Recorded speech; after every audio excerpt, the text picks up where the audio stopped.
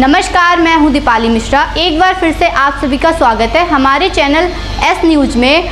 आइए नजर डालते हैं आज की खास खबरों पर। शाहजहांपुर एसएस कॉलेज में आयोजित पत्रकार वार्ता में बोलते हुए मुमुक्षु शिक्षा संकुल के मुख्य अधिष्ठाता स्वामी चिन्मयानंद सरस्वती ने कहा कि मैं जनपद के विकास को समर्पित था और समर्पित रहूंगा। उन्होंने कहा कि मैं 1989 में यहां आया था, तब से मैंने शिक्षा के क्षेत्र में जनपद की सेवा की। नगर वासियों के हृदय में मेरे बढ़ते सम्मान और ऊंचे होते कद से जलन का अनुभव करने वालों ने मेरे रास्ते को रोकना चाहा और मुझ पर ऐसे आरोप लगाए जो पूरी तरह से आधारहीन थे।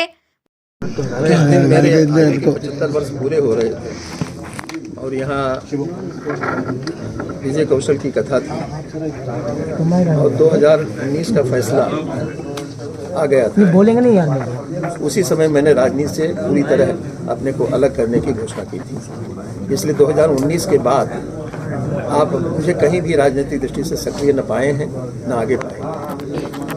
स्वामी जी, जिस तरीके से आपने बताया कि षड्यंत्र के तहत छवि खराब करने की कोशिश की गई थी मेडिकल कॉलेज की, अब छवि खराब करने वालों को कोई संदेश देना चाहता हूँ? मैं उनसे ये कहता हूँ कि आप मुझे नुकसान पहुँचाना चाहते हैं, नुकसान पहुँचाइए, लेकिन मेरे लिए संस्था को नुकसान मत पहुँचाइए।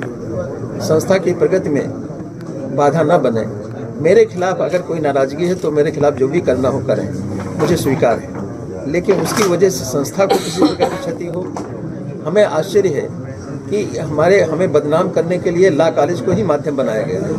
जिन दो लड़कियों को इस काम में इस्तेमाल किया गया, वो दोनों लड़कियां लॉ कॉलेज की, दोनों LLM की छात्रा थी और दोनों को महाविद्यालय के वित्तीय सहायता से पढ़ने का मौका दिया गया था और उन्हीं को इस्तेमाल किया गया। तो मेरे समझ नहीं आता कि लॉ कॉलेज को क्यों इस्तेमाल किया गया, लॉ कॉलेज के छात्रों को इस्तेमाल किया गया। इसका मतलब यह है कि उन लोगों की नीयत लॉ कॉलेज को नुकसान पहुंचाने की थी, इस PG कॉलेज को नुकसान पहुंचाने की थी, जो नहीं कर पाए। वो अपने उद्देश्य में सफल नहीं हुए। स्वामी जी, एक वक्त था जब बहुत तेजी से आपका नाम बढ़ रहा था, तो लेकिन यहाँ वर्चस्व की बड़ी लड़ाई थी। तो क्या मानते हैं कि वर्चस्व के चलते भी कहीं ना कहीं आपको? देखिए, वर्चस्व की लड़ाई ने मेरा नुकसान जो किया वो तो अलग बात है। आज 11 साल 2011 से मेरा पासपोर्ट जब्त है। मैं विदेश यात्रा नहीं कर सकता। हर वर्ष कम से कम 2 यात्राएं विदेश की हुआ करती थी और जब मैं जाता था तो मैं नहीं जाता था, मेरे साथ शाहजहांपुर जाता था। सभी के शाहजहांपुर से आए। वर्ष में कम से कम 2 बार विदेश की यात्रा होती। अभी भी थोड़े दिन पहले तक सिडनी से मेरे पास निमंत्रण प्राप्त था, लेकिन हम किसी भी अंतर्राष्ट्रीय सभा में, अंतर्राष्ट्रीय सेमिनार में, अंतर्राष्ट्रीय चर्चा में भाग नहीं ले सकते थे क्योंकि मेरा पासपोर्ट जब्त था। आज भी जब्त है। स्वामी जी, एक सवाल ये था कि आपने कहा कि आपके खिलाफ साजिश की शुरुआत न्यूयॉर्क से की गई, इसमें कितनी सच्चाई है?